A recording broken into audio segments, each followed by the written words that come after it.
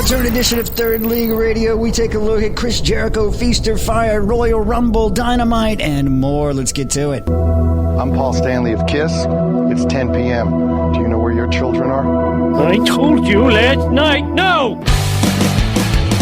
You're listening to your source for pro wrestling talk. For those that are unaware, my name is Fuego del Sol. Yeah, I actually used to wrestle for Ring of Honor before I signed with WWE. You know, that name that you just named, I've never had a one-on-one match here in Impact Wrestling Games for Swan. This is Third League. World Women's Champion for NWA. I'm the first ever Mexican-born wrestler to hold this title. This is the first time someone's introduced me as the Monster Hunter outside of a wrestling show. His psychology was completely different, and it was more lucha style and Japanese style, so I got two completely different kinds of training. This is Wrestling Radio.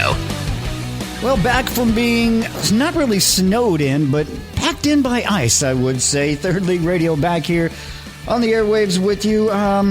We'll get to AEW Dynamite. There was a debut on there, debut on Dynamite. We'll extend over to Collision. We'll talk about that in a little bit. We'll talk about Royal Rumble coming up. But we're going to get to some quick things first. Chris Jericho is in some news. Chris Jericho has a role in a new show coming out. Yes, it's Margot's Got Money. But wait, hold on. Margot's Got Money Troubles is the name of it. It's his role is undefined yet, but he just released a statement on Twitter where it just had a picture of him standing behind Nicole Kidman. Excuse me, I forgot the actress's name for a second. But she's in the show. Basically, he is standing behind her in a wrestling ring. She's like in the foreground, and she's got her wrestling outfit on. But basically, it's kind of like that show that AJ did back in the day, where he took 3 girls and trained them how to be wrestlers. I don't know. But the description of the show is: Elle Fanning stars as Margot, a 20-year-old woman who becomes pregnant by her junior college professor. Faced with a new baby and increasing bills, Fanning's character turns to OnlyFans and marketing advice from her ex-pro wrestler father to support herself and the child. That's the description. I don't think Jericho wrote the show, but I think he's going to play. I think he's going to play one of her dad's friends. Her dad in the show is played by Nick Offerman from Parks and Rec. He's the former pro wrestler. I think just from looking at it, I think Jericho is going to be one of his friends in the show. This is going to get 1 season. Oh, yeah, probably. 3 episodes. But yeah, that's what Jericho's doing. We got to move on and talk about a couple of wrestling things here. TNA, they had their Feast or Fired match where there were 4 briefcases. Trey Miguel was in the match. Steve Maclin was in the match. Eddie Edwards and Eric Young were in the match. This idea was cool for like the first 2 years they did it. Yeah, well, see, this is what it's... okay, last year... It's always just a storyline now. It's always predictable. There's no, like, I think the first 2 times they did, I think they fired Suicide, or I think he was going by Manic one time. I think they fired him and he came back with something else. What they did last year was who got the case. You got the case, because why? And going back to Japan. Yeah, no, that was 2023. Now...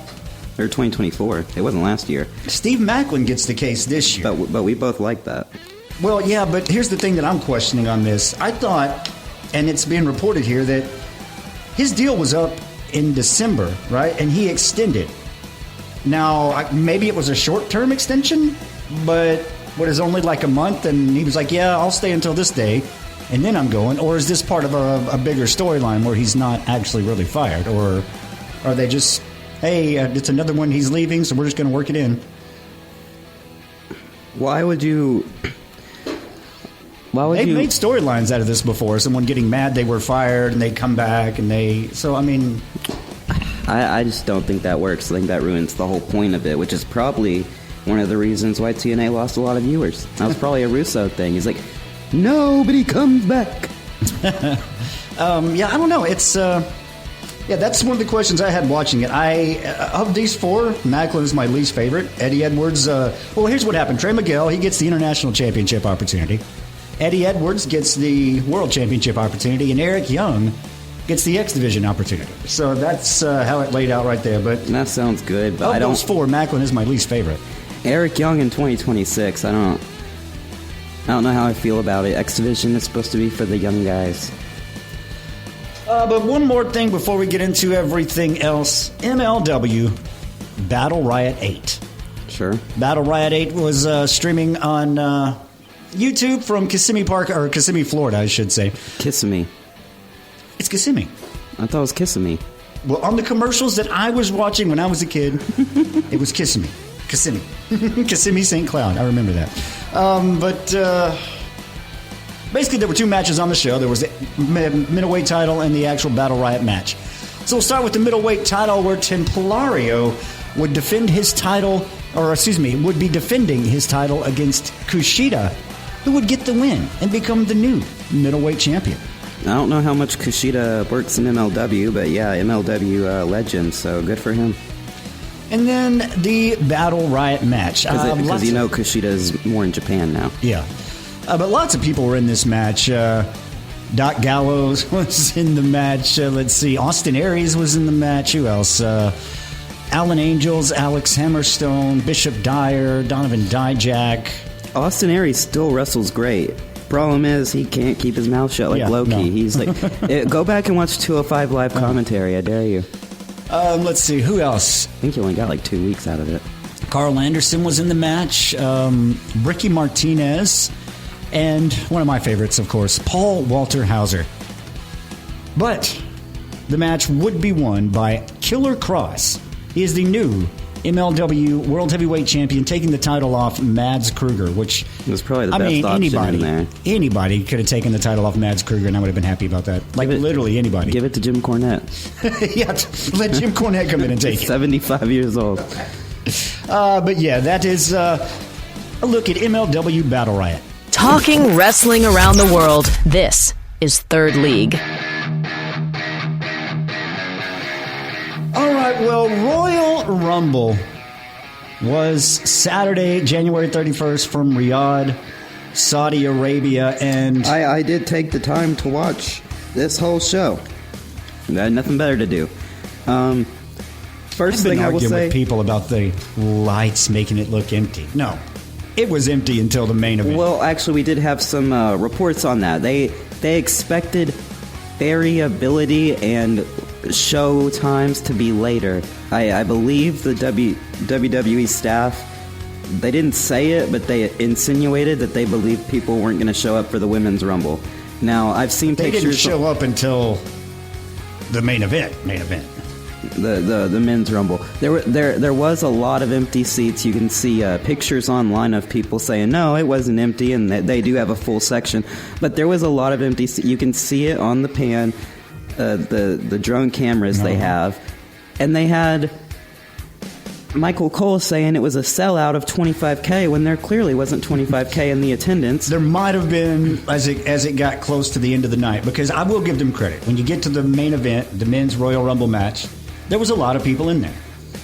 They had started to fill in later, but that was the only time. Even during the Sami Zayn match, which I thought would have been full. I thought people would know.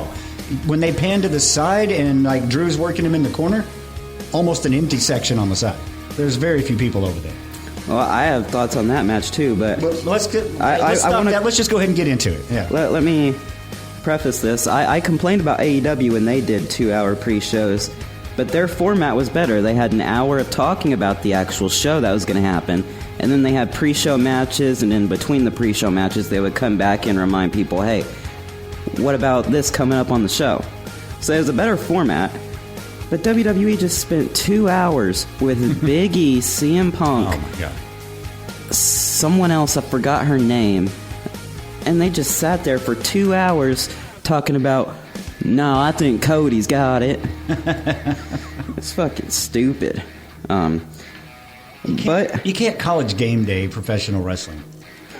You know what I mean? You got to do it a certain way. Yeah, that's what Russo tried to do. I mean, TNA 2010. Go look at that. January 4th, 2010.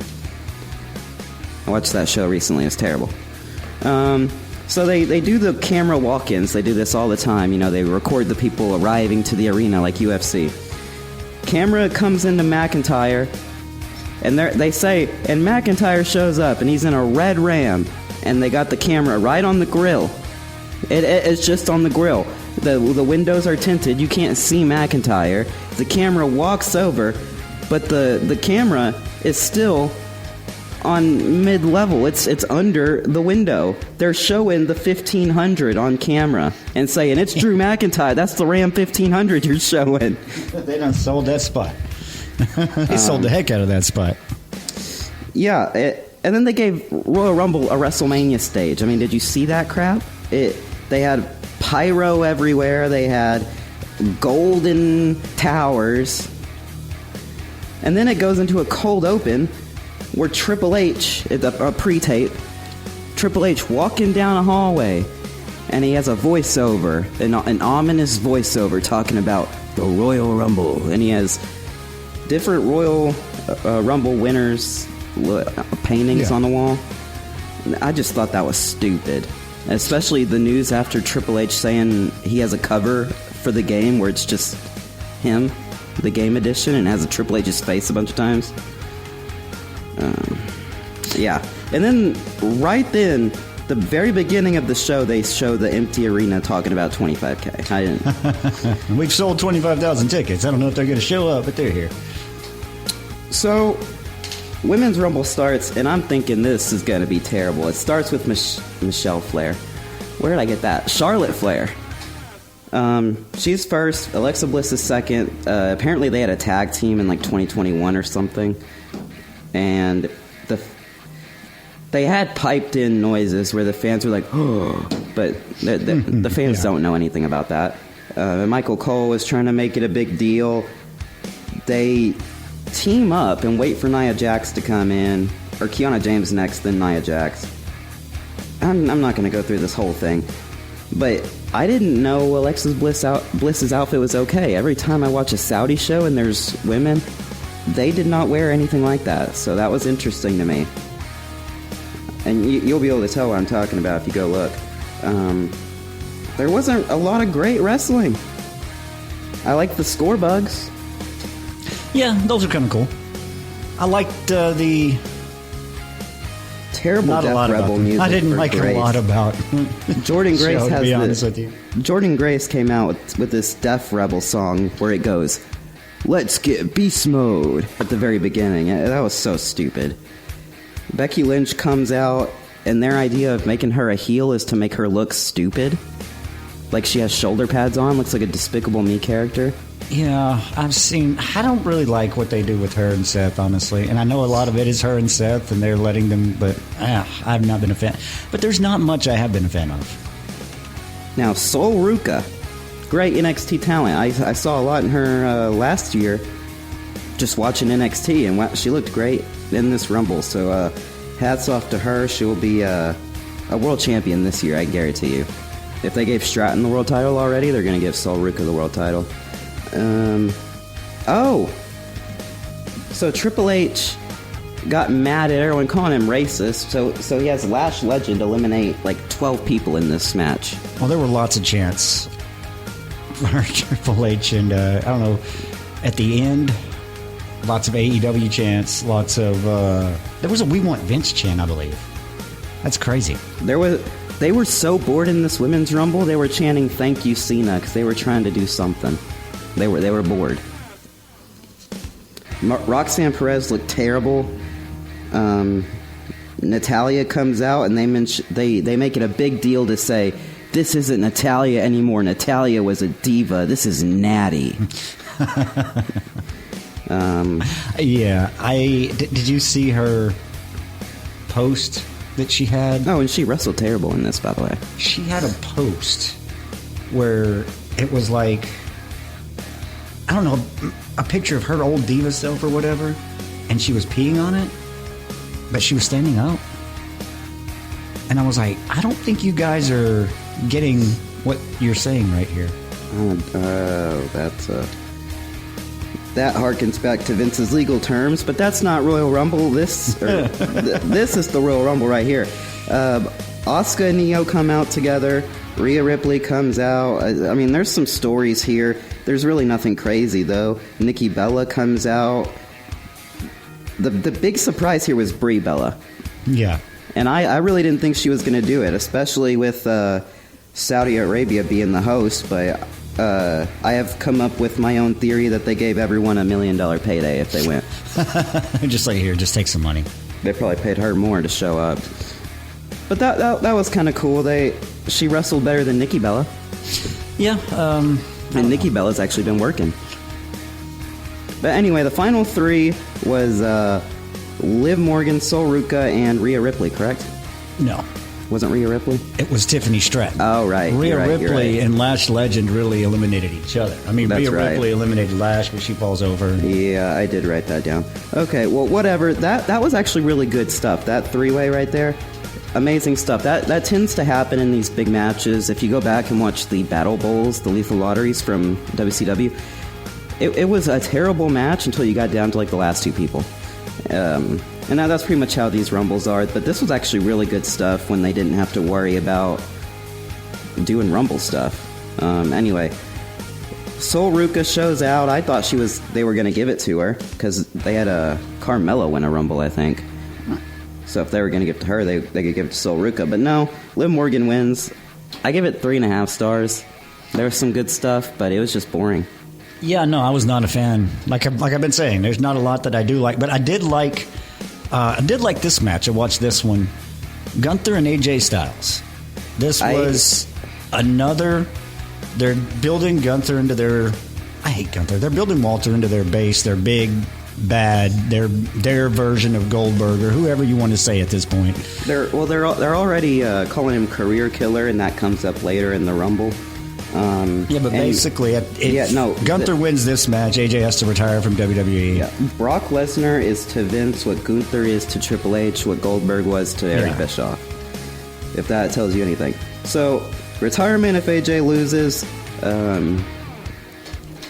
Really, it was paced slow but aggressive. Right at the beginning, AJ cuts his arm on the announce table. I don't think he bladed because... Why would you blade your forearm? Unless you're trying... I guess you could sell that you bladed for the phenomenal forearm, but I don't know. I don't find that plausible. Let's see here. AJ hits a Ushigoroshi first. They called it a neck breaker. I hated that. They really sold the calf slicer here. Or the crusher, whatever the fuck you want to call it. And they tried to sell it to where... couldn't really get to the ropes, and he kept getting him into it. Tried to roll him up. He hits Gunther with a stack powerbomb pin. It doesn't work. He tries for a Styles Clash. He tries for a 450. And then Gunther kicks out too all the time.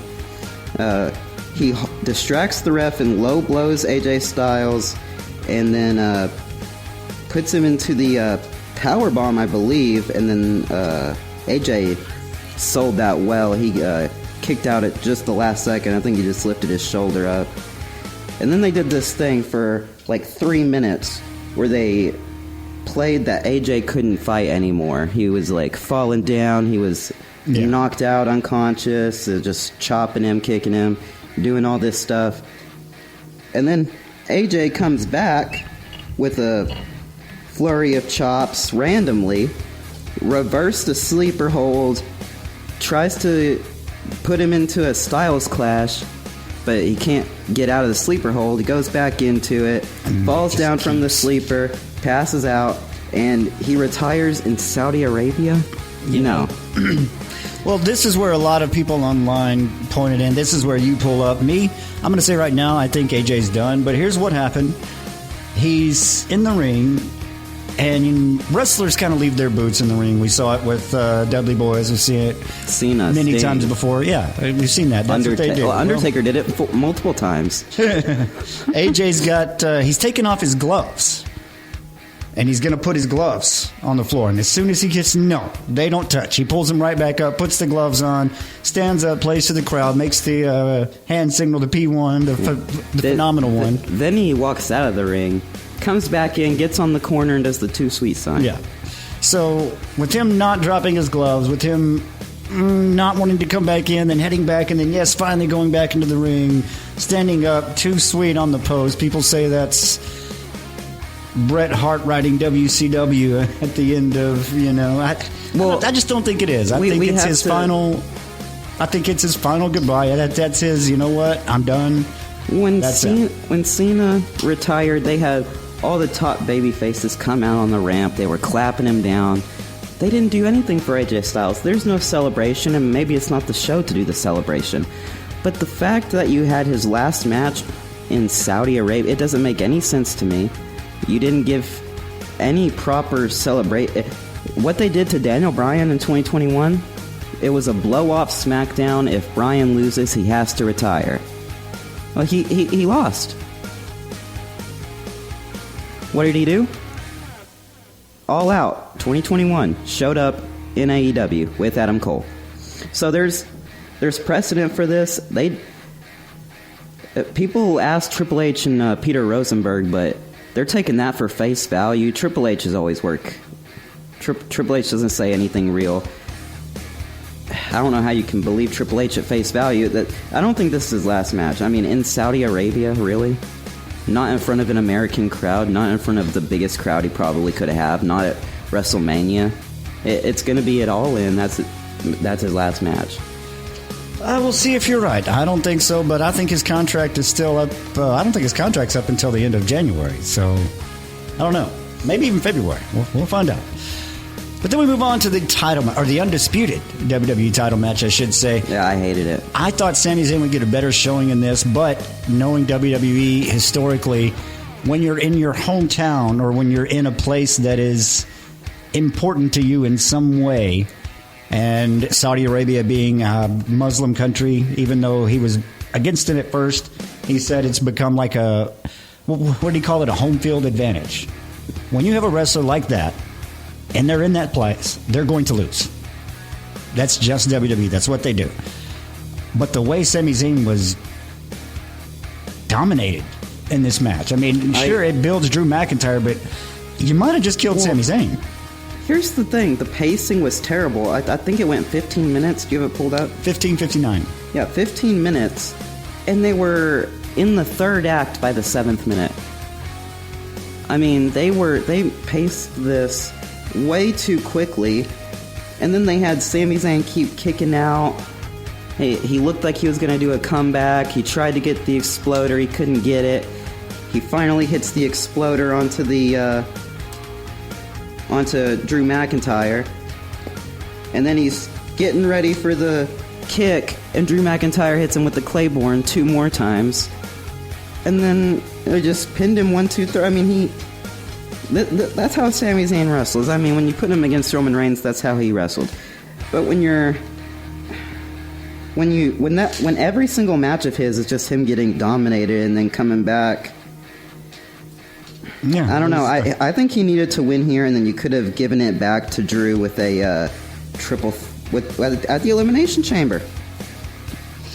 Yeah, triple threat: Cody, Sammy, Drew. You could have done something there. I don't know. Yeah, it just nothing was good about that to me.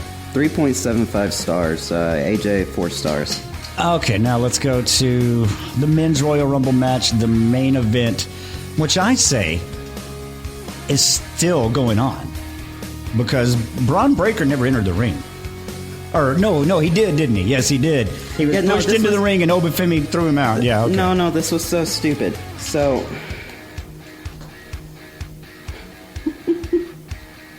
You're going to have to run with me on this. So the first 2 people, Obafemi comes out, then Braun Breaker. But no, a man in a mask beats up Braun Breaker, throws him into the ring. Oba kicks him out. And they're like, oh my god, Oba eliminated Braun Breaker. But then Michael Cole and his shoot theories, maybe it wasn't a shoot, but I think it was. He goes, well, Braun Breaker wasn't really in the ring. Or he goes, well, number 2 didn't count because Braun Breaker got attacked before. So when number 3 came out, who was Solo Sikoa, he goes, well, Solo Sikoa is really number 2. Yeah, and so catch that. Later in the numbers were right this whole time. I have them written down. Mr. Iguana, Trick Williams, Austin Theory, Bronson Reed. I have them all written down. And then when I get to Rey Fenix 24 and Jey Uso 25, Jey Uso's doing his thing for like 2 fucking minutes. Yeet.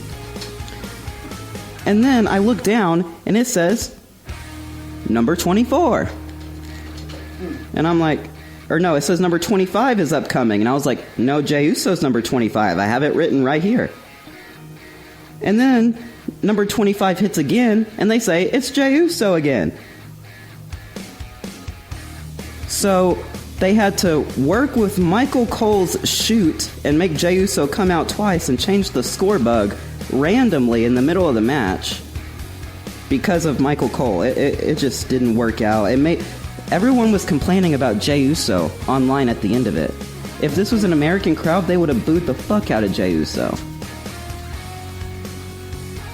God damn. I gotta clock all these, you know. Powerhouse Hobbs. His Titantron hits. He was number. What do we got here? He was number 14. Came out a little early for what I thought he would come out for. But it was a brick wall, and it says Powerhouse Hobbs. And I was like, oh my god, they changed their mind. They're oh my god, Powerhouse Hobbs. Did they talk to Tony? Did Hobbs talk to Tony? And then the wall breaks, and it goes Royce Keys. And the crowd didn't say shit. No.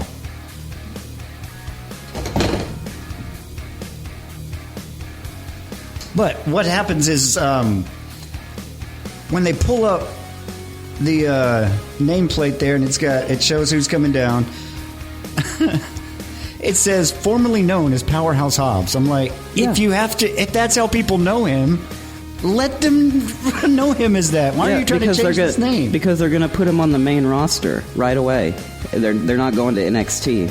If he was going to NXT, then they would let him just say Royce Keys, because then people would know him as Royce Keys. But they're going to the main roster, which is why they have to say that.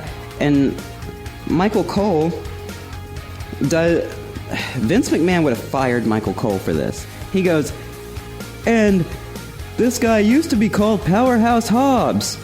I've watched this guy. I've followed his career. It's like, you're watching our competition, man. Yeah, you're telling everybody you're watching? What? Vince would have freaked out on that. Yeah, totally.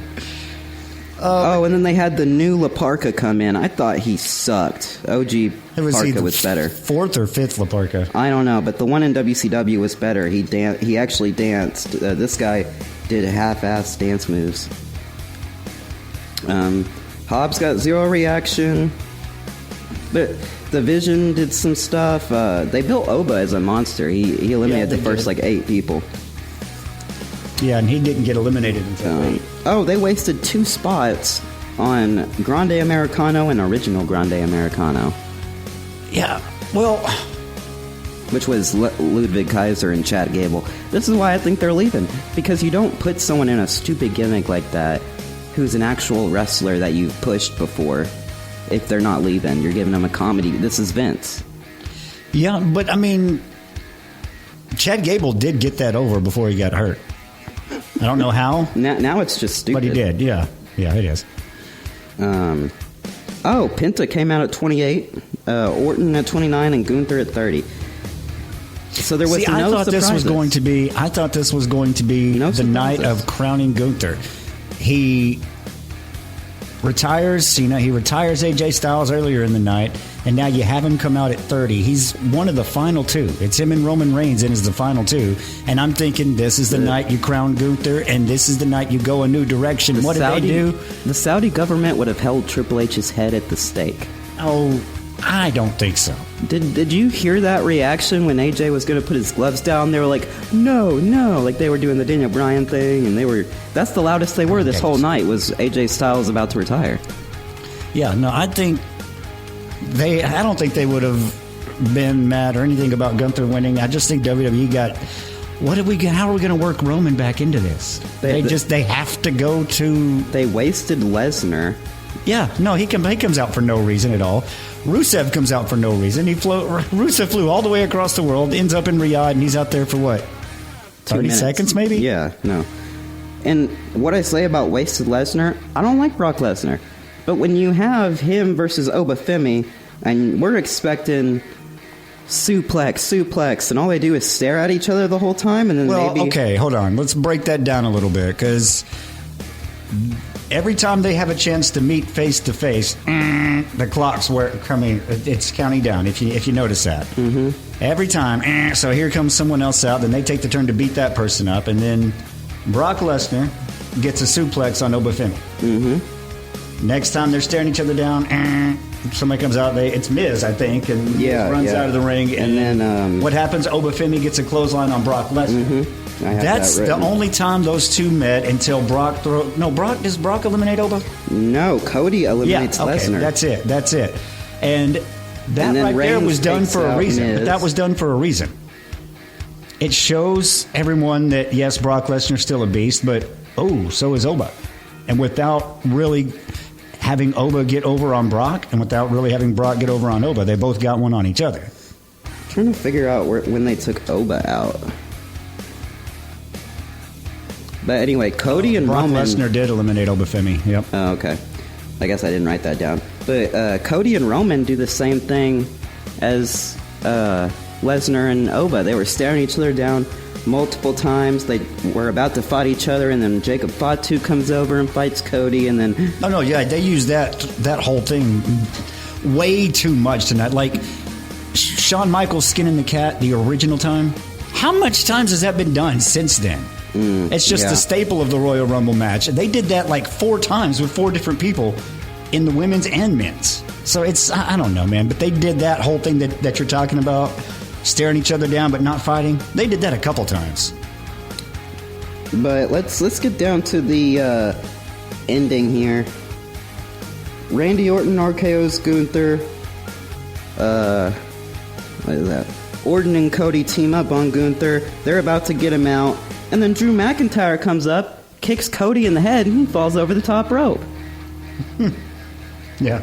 It was just... You just made Drew McIntyre look like a bitch right there. Well, it furthers the Cody-Drew feud, but it takes Cody out of the title picture where Drew can now tease him and be like, you can't have my title. And what's going to happen is Cody's going to win it at the Elimination Chamber, and Roman's going to choose him. But I'm getting a little ahead of myself because the Final 4 comes down to Roman, Orton, Gunther, and Logan Paul. Yeah. So Roman takes Paul and Orton takes Gunther. Now, do you remember when they're talking about the Royal Rumble on documentaries and how they kind of format it, and they said that they figure out the winner first and then they work backwards? Yeah. That's exactly what happened here. So they see that they want Roman to win. So who are they going to put in the Final 4 that has a story with Roman that's unpredictable, not Uso Fatu? Logan Paul. He had a match with Logan Paul that was rated like 4.5 stars.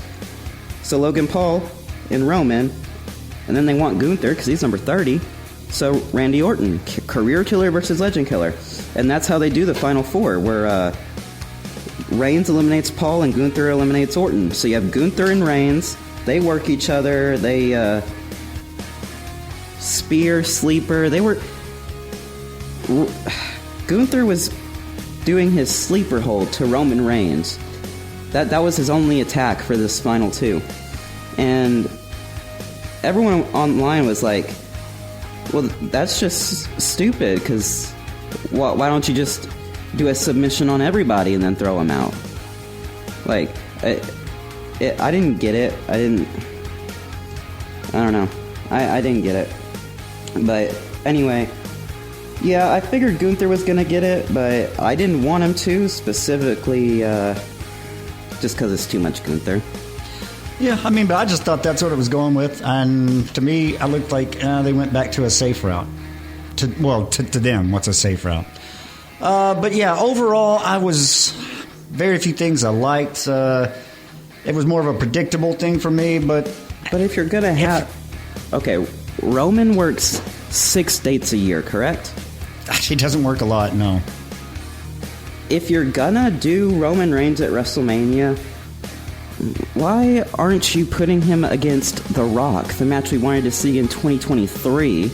I wanted to see that match.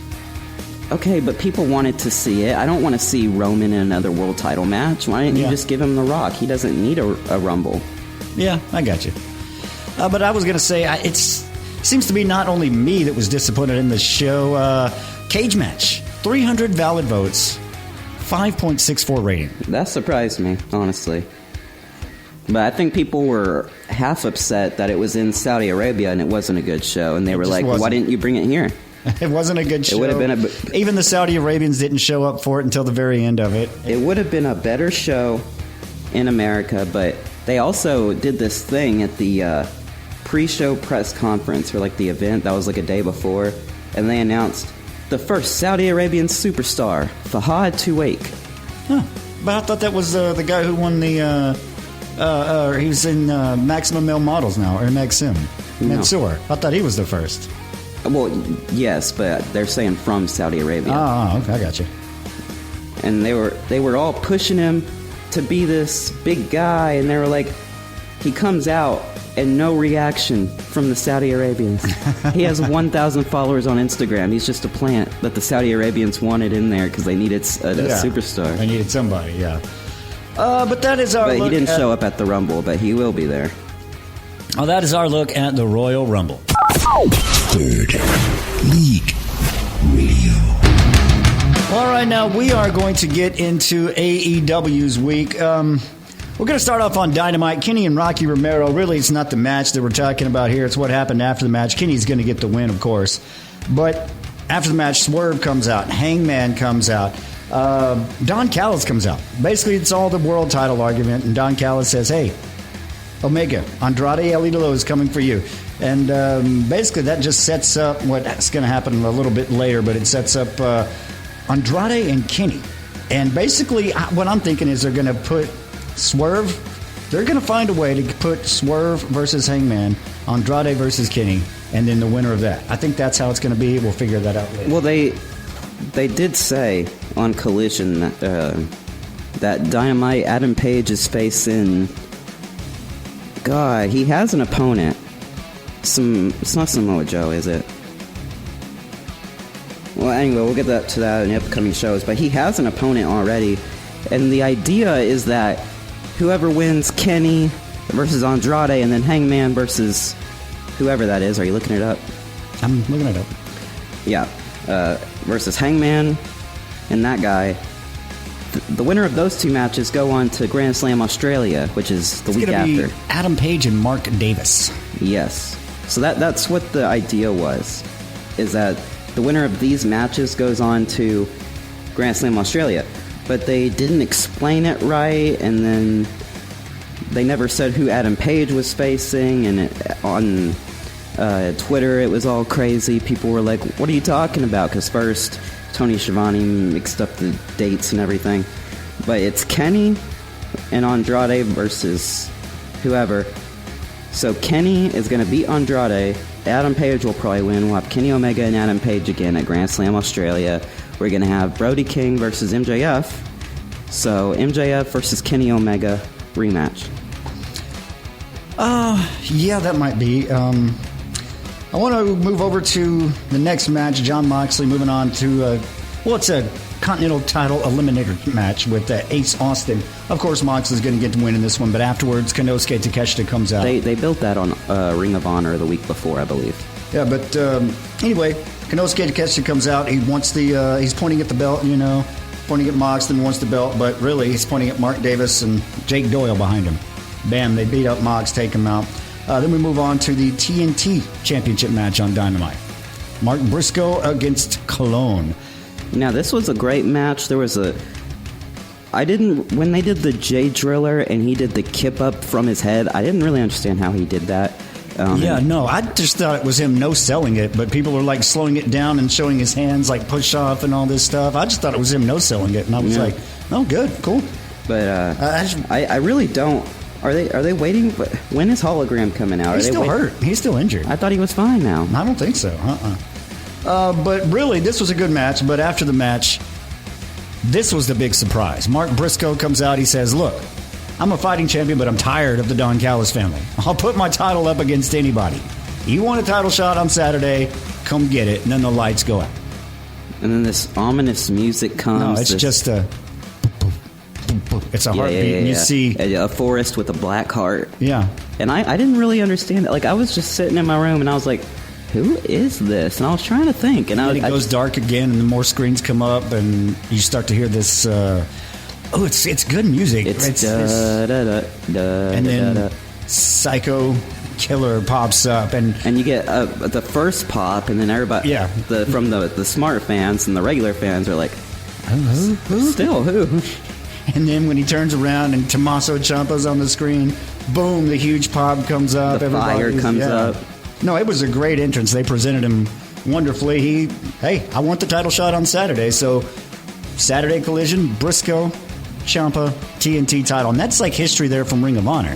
When they were in Ring of Honor together. He's been doing great promos, too, backstage. He's had 2 so far. One saying, tonight I come to AEW and Saturday I take the TNT title or something like that. But he's had really good promos. He had a great promo I don't think it was Lex. It might have been Lexi Nair after he won the title backstage, where he said like AEW has accepted me as part of their family and stuff like that. So that was good.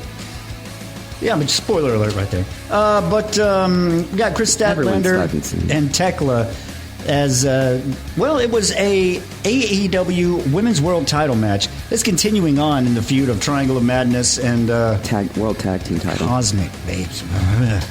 I hate saying the names of tag teams in this. Never mind. WWE's doing it too. Rodeo. Apparently, combining the names is the new thing because WWE's doing it too. I mean, you can take Mike Bailey's name as far as I'm concerned. Jet Set Rodeo sounds like something that you make up on a created character. And you know what? Never mind. Statlander, Tekla. Statlander gets the win in this one. Bad decision. You can't continue to have a feud if Triangle of Madness keeps losing matches. It's just not going to work. And that's why it made perfect sense for them to win the Women's World Tag Team titles. But we will... Well, okay, backstage, we've got to talk about this. Okada apologizes to Kyle Fletcher. Kyle Fletcher accepts the apology. That does not make Konosuke Takeshita very happy. That's playing into something else later. And Callis goes, Takeshita, Kyle Fletcher forgave Okada. You need to do the same. And Takeshita's like, you forgave Okada? It's like, no. But we talked a little bit about... They're a tag team. Yeah, we talked a little bit earlier about how in the match for the title, whatever, after Moxley, the Eliminator match, talked about how Konosuke Takeshita came out and Doyle and Davis were out after that. Well, Doyle and Davis have a match tonight. It is for the World Tag Team titles. They're taking on FTR. Guess who comes out during that match? John Moxley, Marina Shafir, Daniel Garcia. They appear at ringside. Bam hit Davis with the Continental Belt. Open the door for FTR to land the Shatter Machines. Are they heels or are they faces? We will never know. Doyle actually tore his bicep in this one. They're independents, as the Fox News would say. Yeah, but Jake Doyle tore his bicep in this one, so I don't know how long he's going to be out on that one. But a promising new tag team. Yeah, that sucked. I heard a couple people actually got injured. Not all from AEW. Some WWE talent also got injured. I believe Rey Mysterio hurt his leg, and then also Braun Strowman has an infection in his knee. Oh yeah, so that's. I don't know, not good for them right there. But, I mean, they've got a lot of talent right now, and then AEW's doing really well, so hopefully everything goes good with them. We'll move on to Collision, where it would start off with Darby Allin and Clark Connors, and immediately Clark Connors attacking Darby Allin with this one. It was some of the... And I had to stop myself because I'm not a fan of Darby, really. I'm not really a fan of Clark Connors, but I really like this. I really liked the way it started. I really liked with Clark Connors coming out. It was almost like a masked man, even though he wasn't masked.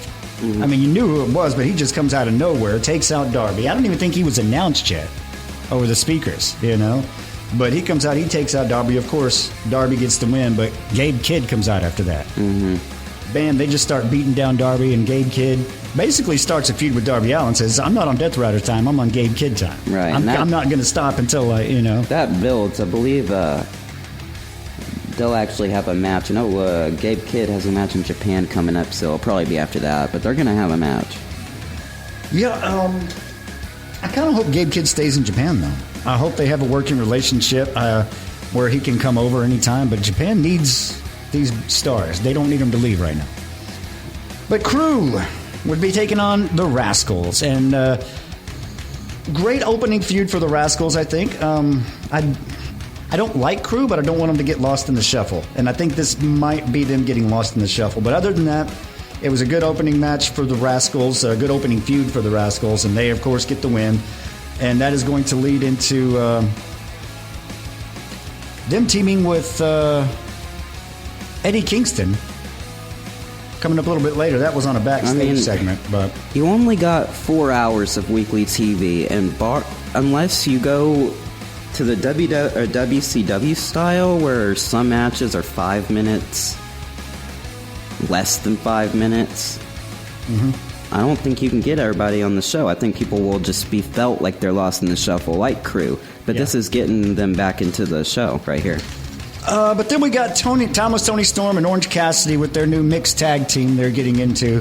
They're taking on a face that I've tried to get on the show many times when he worked at Texoma Pro. We could never actually get it down. He was traveling back and forth. But Gino Medina, former member of the Dynasty. Gino Medina teaming with Lady Bird Monroe. Of course, they're going to lose this one. But really, after the match, Wheeler Yuta, Marina Shafir come out. Exodus Prime was on the Global Wars. Oh, nice. The Ring of Honor Global Wars. He was the opening match with. It was the one with Metroplex Wrestling. Yeah. So I think this is leading. I think they're doing this kind of slow. Very cool. But after this, of course, Yuta, Shafir, they're coming in. They're attacking. Something about like I don't remember exactly what, but I think Orange Cassidy said he couldn't hear Wheeler through all the hair because Wheeler was trying to talk to him or something. So Wheeler gets some scissors and starts beating Cassidy with it. And basically, anyway, he went in with Toni Storm having the scissors. She was chasing everybody off, and she challenges them to a mixed tag hair versus hair match. I don't know how this goes good for any of the losers. I don't know how any of them look good with this shaved head. This sounds like something Jeff Jarrett came up with because he saw that the crowd liked Orange Cassidy and Toni Storm in that one match. So she's calling him Citrus Boy, and they're fighting. Yeah, and they've got their little throuple thing going on, which, I don't know. Whatever. But we're moving on. It's a TNT Championship match. That's what Orange Cassidy said, whatever. Mark Briscoe and Tommaso Ciampa. And this was a good match. It was a back-and-forth match. I kept saying Briscoe's going to keep the title. I thought Briscoe was keeping the title because, yes, you presented Ciampa like a star, but did you really want someone coming over and taking a title on the first night? Mercedes Moné did it. If it was going to happen, it had to be someone like Ciampa versus Briscoe. Well, because Ciampa's history with Briscoe in Ring of Honor. That makes it okay to me. But, yes, Tommaso Ciampa would get the win and also be the new TNT champion. WWE just had a really bad show, so I thought they were going to do a double title change here. Yeah, well, Lee, we'll get into ratings here in a little bit for a cage match, but, yeah, WWE show was bad compared to AEW's. But after the match on this one, Kyle Fletcher would come out and point to Tommaso's TNT title and say, that's mine, and he would clap for him and all that. But that sets up a pretty interesting match. That could be really good. You could do the three-way right there, so you don't have to do Briscoe, Kyle Fletcher, 12. We'll move on to a match that was actually set up on Ring of Honor as well. It is Adam Priest getting an international championship match.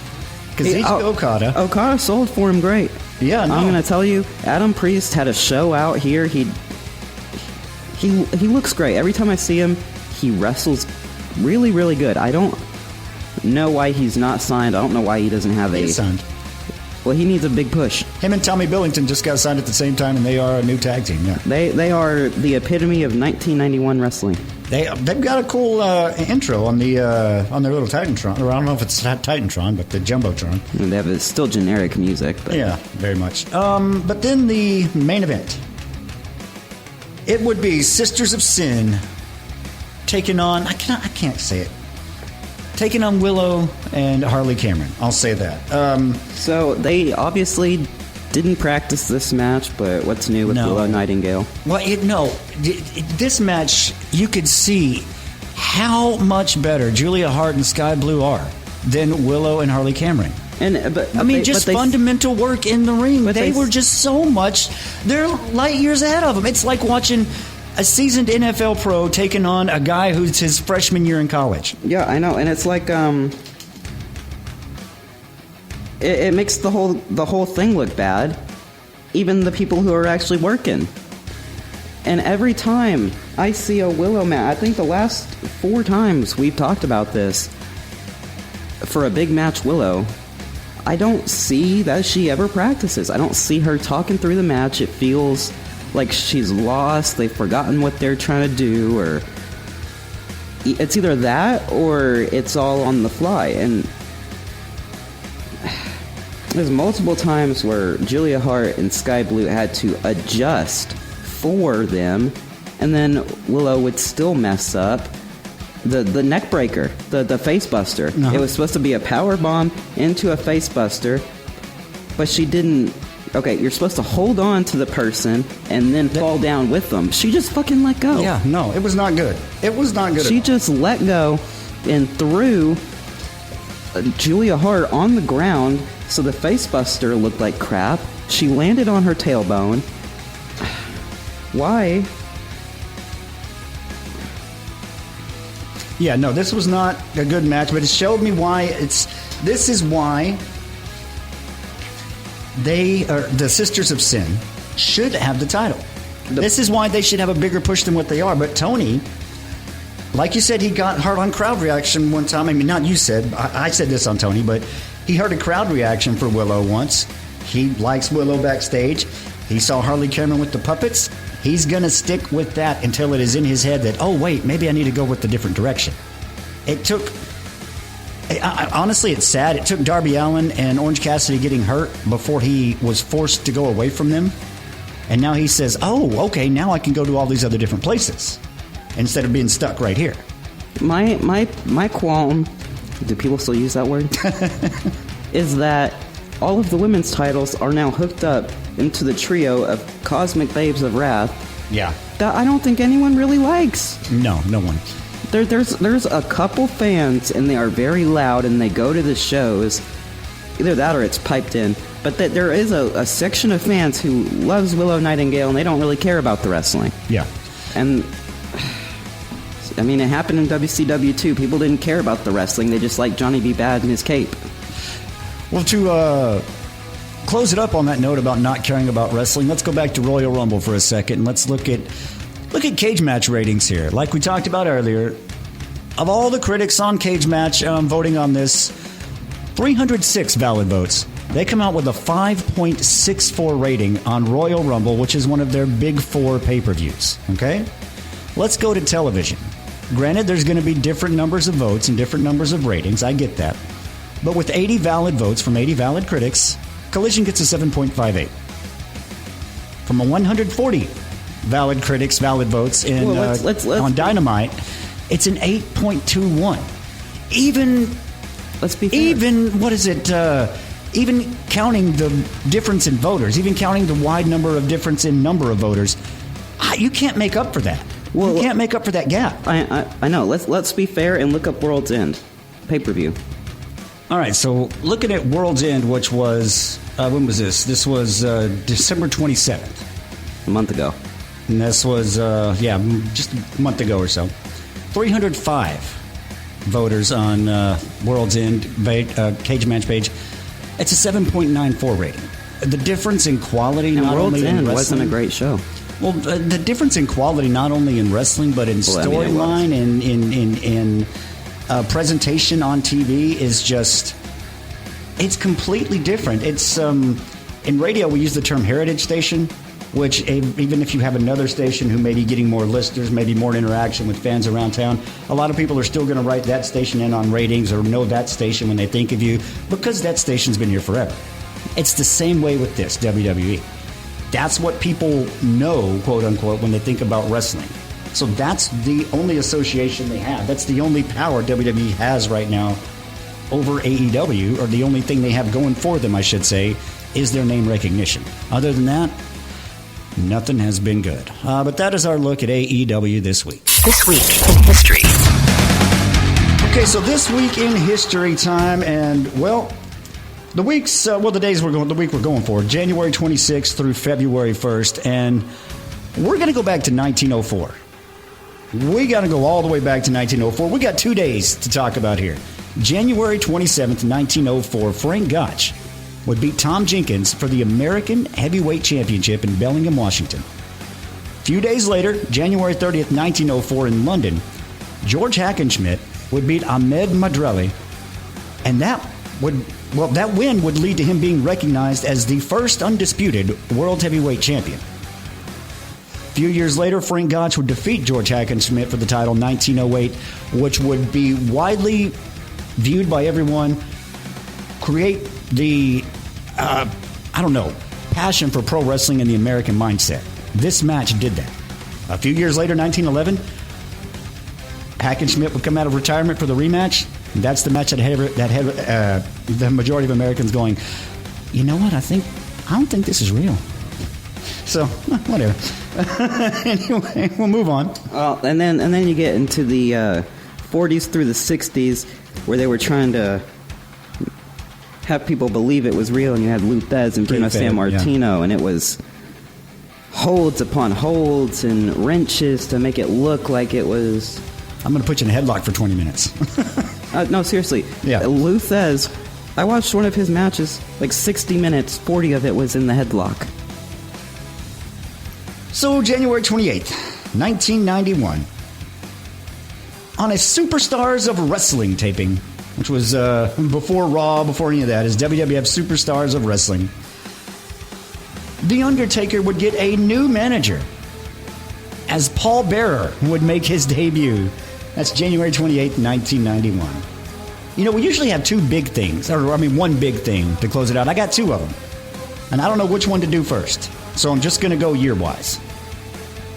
This one happened in 1999, January 26th, 1999. One of the only two halftime shows to rival the Super Bowl halftime show. The first was in 1993 when In Living Color did their halftime show, which after that, the NFL was like, oh, yeah, we can't do our halftime shows anymore. Just blew them out of the water in ratings, right? The next year they had Michael Jackson. This was the only thing that even remotely rivaled the halftime show of the NFL after that. Halftime Heat. It would air during the Super Bowl, the halftime on USA Network. It would have one match, an empty arena match. Mankind versus The Rock. I don't want to say everybody switched. Everybody I know switched. My house switched the halftime show to watch Halftime Heat. Everybody in my school switched to watch Halftime Heat. So yeah, that was a big one. But another big one happened next year in 2000, January 31st, 2000, Monday Night Raw. At the start of the show, Mick Foley introduces guests that he had brought to the show. The Radicals from WCW, the biggest mass exodus of wrestlers during the Monday Night Wars. All four of these wrestlers granted their release by WCW, and one of them had been given the title the night before. He had been given the WCW Championship the night before, and they all showed up on Monday Night Raw, called The Radicals. But that is This Week in History. Match of the Week.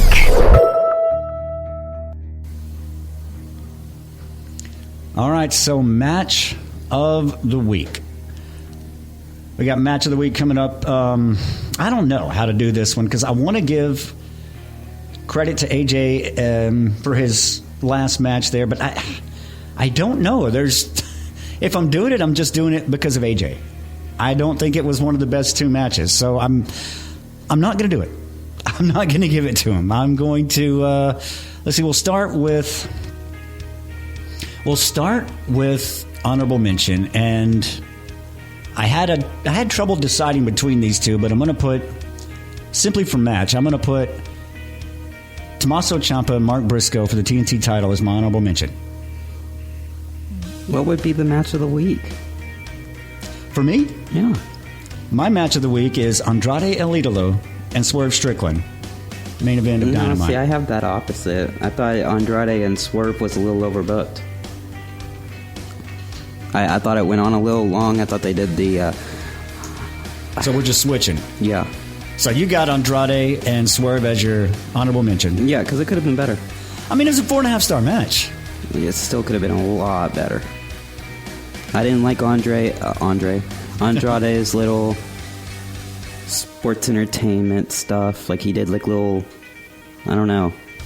Yeah, I mean, he's lived in a mixture of both worlds. I mean, he goes to WWE, and this is what you do, this is what you do, this is what you do. Then he goes back to Mexico, then he goes back to WWE. I mean, he's still in a mixture. I like his gimmick. They're trying to make him like Eddie Guerrero, kind of, but like, so he's this great wrestler, and he's attracts the female fans. So they had this plant kiss a napkin and give it to him. He's over there talking with girls during his entrance. So their idea is that people will hate him because he's with the Don Callis family and he's got the girls. Yeah. But then he doesn't have to talk. But yeah, that was your honorable mention. Your match of the week. My honorable mention was the TNT title match, Tommaso Ciampa, Mark Briscoe. That's going to do it for match of the week. And after it's all over, you say, "Oh, what a lovely tea party." Third League. Wrestling Radio. So, upcoming shows. We're just going to talk about Dynamite this week.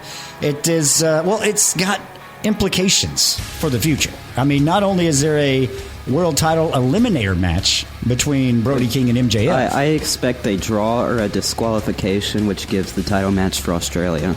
Well, I was going to say, not only do you have that title match, you've got two matches, Adam Page, Mark Davis, Kenny Omega, Andrade El Idolo. The winner of those two matches are going to meet. And the winner of that match is going to get a title match. Yes. And there's also a national title match on Dynamite this week, as Ricochet is defending the national title against the man that, he and Gates of Agony beat down. Jack Perry. Because he won the number one contendership match, and he's going to get the title. Exactly. But that is... and he's going to take it to Brazil.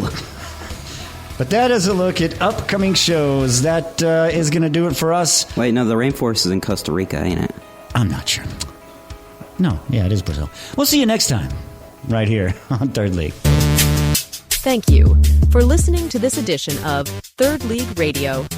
Download the latest episodes at Apple Podcasts, Spotify, or YouTube. Catch the live radio show every weekend starting at 10 p.m. You can listen live every Friday night at mix961.net. This has been Third League Radio.